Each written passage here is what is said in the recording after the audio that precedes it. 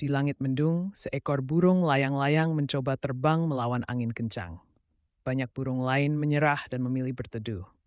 Namun, layang-layang itu terus mengepakkan sayapnya, memanfaatkan angin untuk terbang lebih tinggi. Akhirnya ia mencapai awan terang, melihat pelangi indah di atas badai. Dengan bangga, ia berkata, angin yang ingin menjatuhkanku justru membawaku ke tempat yang lebih tinggi.